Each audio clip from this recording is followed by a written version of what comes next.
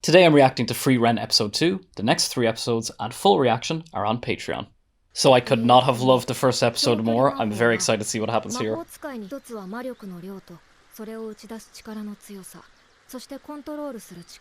Okay, so here's our whole training procedure now for the little girl.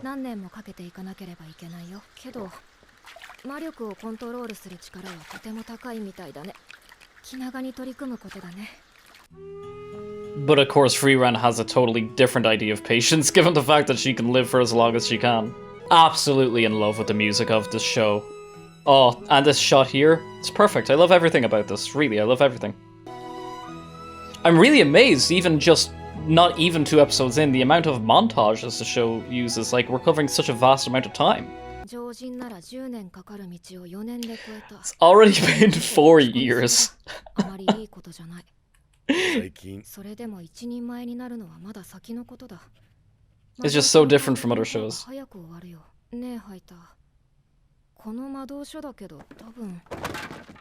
Oh no, has he died? Yeah. Gorgeous rain sound happening in the background, I love it.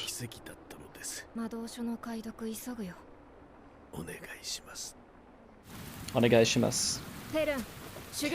Put on a hood, you're gonna get wet. Both of you, put on hoods, you're gonna get wet. I take it she's gonna shoot through the rock just as he dies.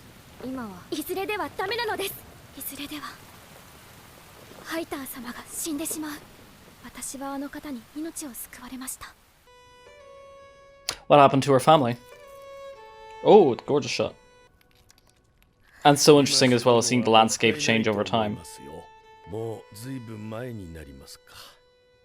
古くからの友人を亡くしましてね。私ではなく彼が生き残っていれば多くのものを救えたはずです。私がこのまま死んだら彼から学んだ勇気や意志や友情やこの世からなくなってしまうのではないかと。あなたの中にも大切な思い出があるとすれば死ぬのはもったいないと思います。We're already getting very profound ideas from the show and we're not even 2 episodes in. 救ってよかったと、もう大丈夫だと、そう思ってほしいのです。私が教えたことは全部覚えているよね。はい。じゃあ好きにすればいい。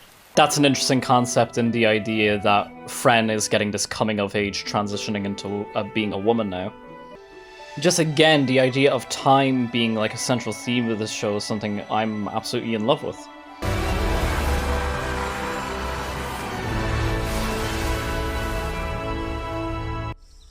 I really wish more people were into anime. It's just such an underrated medium. 死者の蘇生も不死の魔法も書かれていなかったよ。そうですか。知っていたの？フェルンはどうなりましたか？まだ荒いところはあるけど、一人前と言っても遜色のないレベルだよ。間に合いましたか？ In time for him to see her off. ではありませんね、フリーレン。測ったな、はい。解読の手間賃は机の引き出しに。見ての通り、私はもう長くはありません。私はあの子にこれ以上誰かを失うような経験をさせたくない。 It's incredibly sweet of him to be that concerned with her emotional well-being, given her current solitude. お前が死ぬまでにやるべきことは、あの子にしっかりと別れを告げて、なるべくたくさんの思い出を作ってやることだ。あなたはやはり優しい子です。 I love Frieren being ahead of me when it comes to emotional maturity. なんでフェルンを救ったの？勇者ヒンメルならそうしました。 I'm so interested to learn as much as we can about Himel.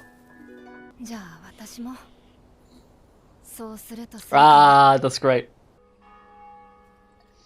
All the sound design of this show is some of the best I've seen in an incredibly long time. I said in the first episode as well, but like the sound mixing on the actual voice acting is perfect.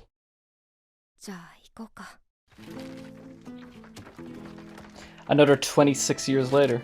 Oh, after Himel died. Not Hater. 地味な仕事ばかりでございますね。冒険者なんてこんなものだ。I love that line. 何だったのですか？この前は銅像の錆をきれいに取る魔法。それまた前は甘いブドウを酸っぱいブドウに変える魔法。ほどほどだよ。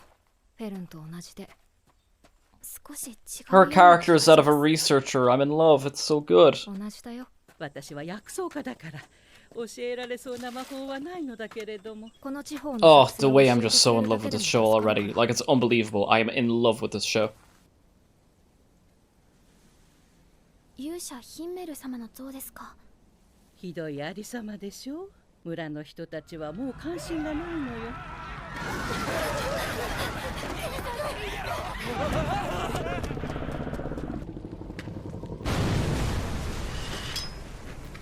村が魔物に襲われた時必死に戦ってくれたのに、こんな仕打ちはあまりにもかわいそうだわ。目立ちたがり屋のヒンメルが悪い。 Again, I just love the overarching theme of memories as well as time being so prevalent in this show. 大丈夫？結局バカみたいに無難なポーズに落ち着いたんだよね。そういえば勇者様ご一行にはエルフの魔法使いがいたわね。じゃあ片付けようか。魔法ってすごいのね。特にどうぞサビ一つないわ。少し彩りが欲しいわね。後で花でも植えようかしら。And again, it's just so interesting to see how all the character development is coming towards Frieren, just doing side quests, basically. 見たことないからヒンメルの故郷の花だ。でも見たことない花は魔法では。草月草。懐かしい。Oh, her going out of her way to learn about the flower, that's so nice. ここら辺にはもうないの？絶滅したのよ。フェルン、行くよ。はい。What's she doing? What's Fern doing? Oh, it's adorable. 種を食べる害獣だよ。森へ返します。じゃあフェルン、草月草を探しに行こうか。ヒンメル様のためですか？いや、きっと自分のためだ。Oh.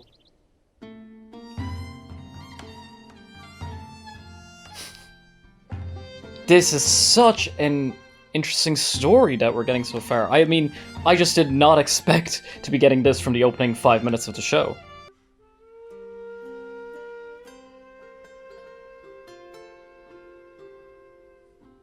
フリーレン様、草月草を探し始めてからもう半年になりますね。I take a friend is getting a bit dispossessed with the idea. あら、一人だなんて珍しいわね。草月草は見つかったのかしら。見つかると思いますか？多くの人を救える力を持った。And yes, she's using her powers just to satisfy her own research hobby. そうは思わないわ。でもフリーレンさんにとっては違うのでしょうね。だけど彼女の方が私たちよりもずっと大人だから。What's she giving her? その気持ちを素直に伝えればきっと分かってくれるはずよ。That's another thing you never consider, the fact that if elves live that long, they have to be at a certain level of maturity in order to just exist in this world. 薬効があるため保管されていた禁煙種の種だそうです。これを代わりにヒンメル様の像の周りに植えるというのは心配させてしまったね。もう少し探したら切り上げるよ。もう少しだよ。あなたは本当に諦めが。I mean, a stubborn workaholic. We do love to see it. 追いかけてみようか。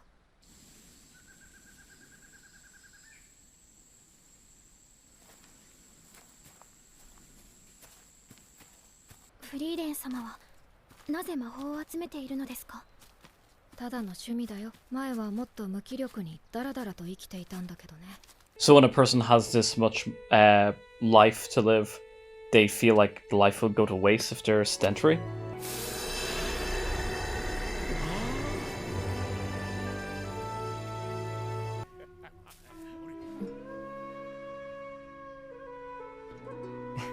They seem to still have a strong connection even though they were only together for 10 years. それだけだよ。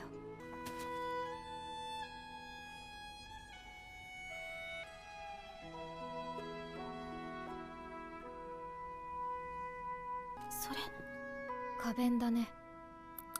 シードラットは餌を外敵のいない安全な場所に埋めて隠すと言われている。Like, regardless of what aspect of her doing this is busy work, there's so much love she has for the world around her.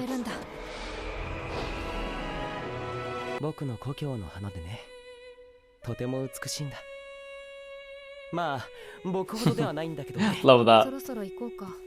フリーレン、いつか君に見せてあげたい。Oh, that's gorgeous. That's beautiful. That's really, really beautiful.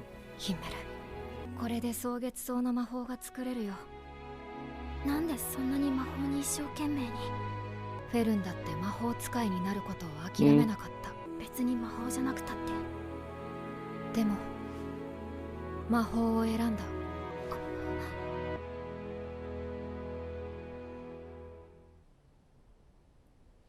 そうですね。本当に綺麗。ありがとうね、フリーレン It's さん。 so great seeing all this これなら character きっと development この and 像も characterization 忘れられ happening. ずに済むわ。よし。あら、可愛らしい。それじゃあ行こうか。Okay, so I've taken a bit of time just to kind of mull over the episode, kind of reading a little bit of the summary for it, but mostly kind of just taking the time to think about everything that's gone on. First of all, I just want to say I love this show. I absolutely love this anime. It is so right for me, and there's lots that I like about it. One of the most impressive things is the fact that we're getting so much out of Frieren herself as a character just by the second episode, because even, just by the title, Beyond Journey's End, this is a type of show where maybe they could have had the first 3 or maybe even 4 episodes showing their trials together, her with the 3 boys, and seeing like the bit of the connection they have, and then suddenly it's time to go and really kind of going into like action sequences and that kind of thing. The show has no interest in that. Instead, what it does is it almost kind of gets that out of the way all within the first episode, basically going like, yeah, but now let's start on this. So I don't know if this was originally like a second part to like a first story or something like that, although I doubt it. But for the story to begin, if you were to imagine like an entire arc of her story, of a character who, similar to that of Fern, had her own grapples with the sense of time and responsibility and what is my purpose going to be and how do you find passion in life, and then meeting these men and going on this journey and then realizing deep down that, for her for all intents and purposes, an immortal character relative to the humans around her, for her to understand that the purpose of life is to find the meaning through what you're passionate for and what you love, and to constantly be working on yourself. For all of that to have happened like towards the tail end of like an act 2 / beginning of like the 3rd act of a character arc, that would be one thing. But this seems to already just be happening right in the middle of the 2nd episode. So we're really having our cake and eating it too, in the sense of this is a character who's already made so much progress, and she's coming into her own as a person of grappling with all these ideas, and yet she still has so much work to do within herself.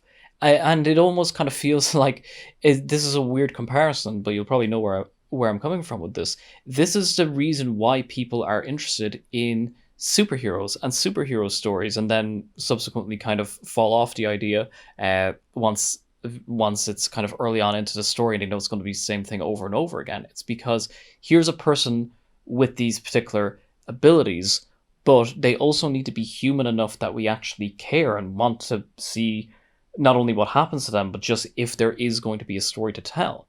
And here you have a character who she has the, let's just say, superpower of being able to live for years and years and years, but who has also got the superpower of emotional maturity and perspective and of having the exact goals and intentions that she wants. So this is almost like a kind of a godlike figure within the story. But then the other side of it is that they bring in the human element of she still very much struggles with having to watch her friends die. She struggles with having a foot between having a foot between two separate rooms of being a human and being the immortal, of how do you find that sense of security in a world where everything you love eventually dies and you are there to see it die. I mean, I kind of made a flippant comparison to that in the reaction to the first episode when I said that to her, humans are to her what dogs are to us, in the sense of this is someone that you can love for so long, so intensely, but it's still so incredibly short, to the point where if you know that everything you love is eventually just going to dissipate and it's left for you to pick up the emotional pieces, then why even bother? So to have the character of Fern act not necessarily as a foil to her, but just as a reference level. Because here's a person who is still so young that she's just making the transition from girl into woman. We understand that she is someone who, even if she wasn't explicitly contemplating suicide, although it very much looked that way with her standing on the cliff, at the very least she had no sense uh, of purpose. She had no sense to live after she lost her family. And then we get this beautiful conversation that Haita has with her, saying that if you're willing to even have memories, then that in and of itself is a reason to keep living. So, Jesus, like, we're only 2 episodes in and we've gotten so much depth with the subject matter of grief and existential purpose. I'm just really, really blown away by what's happening here. And I gotta say, like, I want to kind of get out as much as I can about how much I admire the show and what it's doing. And I kind of feel a little bit embarrassed because I just really don't know if I even have the vocabulary for it. I mean, Frieren as a character, she has this kind of, when I say a veneer of stoicism, I'm not trying to say like she's putting on an act necessarily. I think that is just how she herself is naturally responding as a result of living within this world. She, like, after a certain amount of time, when your sense of time, when you view the way that we view years, is just how she views months, nearly, in the sense of or even weeks, really, from where she's coming from, is that it's so mundane and trivial to her. Then you end up, it skews everything, because it means the things you'll care about, you may end up caring about these things so much more than a regular human, but then these other things not as much as a regular human. Again, that's how Fern and her impatience and just wanting to be good at something right away, to support herself right away, comes from. Like, the idea that Frieren would go searching for the flowers for 6 months, to her only feels like 6 days. And, you know, both women in that regard. Oh, and also, thank God the show, so far anyway, hasn't tried to sexualize them. Jesus. Anyway, it, like, having these 2 women coming from totally different places, but still ultimately coming up against the same issue. And I love that the way Frieren herself as a woman has been written so far is that she isn't trying to talk down to Fern. Like that scene in which, you know, she comes up behind Fern and like hugs her, but like her face is still stone, but like her body is showing this warmth, that dichotomy. She's such a fascinating character for that reason. Like, it's, when you say it out loud and you describe it, it sounds so standard. It sounds very conventional and very archetypical, and I guess it is. But when you have the rich tapestry of the world building and lore surrounding it all and making it all seem tangible and believable, then you really feel this is a real person. And again, the show, the writing is just so focused on the minutia of getting every single thing right with the characters. It's like, things with the external world can like come and go because it's a fantasy, high fantasy, that's fine. But who these characters are, why they act the way they act, why they think the way they think, and probably most importantly, why they feel the way they feel, has been so well thought out. And even just 2 episodes in, like, you just know, you're already getting the sense that they're going to stick to what it is they're saying. I'm just going to scroll to the top of the page and say, like, does this have... I'm just on the Wikipedia page for Frieren, but don't worry, I'm not, like, spoiling myself or anything. Does it...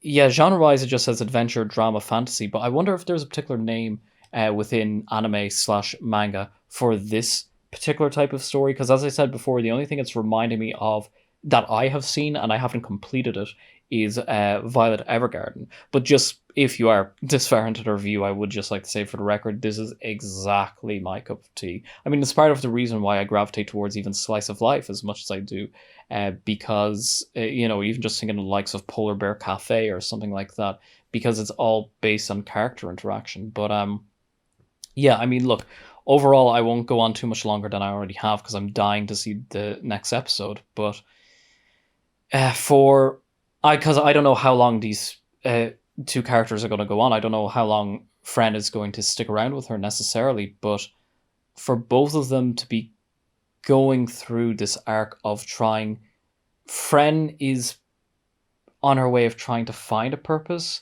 but Frieren is trying to maintain a purpose. And I said it within the reaction, but isn't it just so fascinating to have this character so focused on the external world and, for lack of a better phrase, side quests?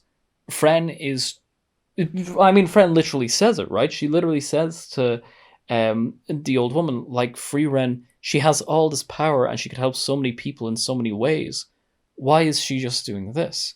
And I think that whether you're living in a high fantasy, mystical world, or living just in our own one, that is maybe a question all of us can come up, is like, I have so many resources at my disposal. Like, for me to do anything feels like a waste. It's like, yeah, follow your passion. But you're living in this amazing, complicated, tragic, but beautiful universe. How do you not go towards trying to make the most out of your life? But of course, that's the dilemma so many of us fall into, that you really do have to go there to come back. And I think that's why it's so fitting that show is called Beyond Journey's End. Wow, like, the way I'm into this show only 2 episodes in, was not expecting this. It was only yesterday when I was setting up encoding I was encoding the very first episode to make sure that the subtitles would work, so when I'm editing this you can see it properly. So I just skipped to 5 minutes in and just watched for 10 seconds, and then I saw the scenery and saw, oh, this looks kind of like Dungeons and Dragons-y, but is it going to be more farcical and flippant, that kind of thing? And then when the actual episode started, within the first 10 minutes, actually within just the first minute or two, and I was hearing the music and seeing the landscape shots, I even said in the reaction, I said, oh my god, this is a high fantasy show.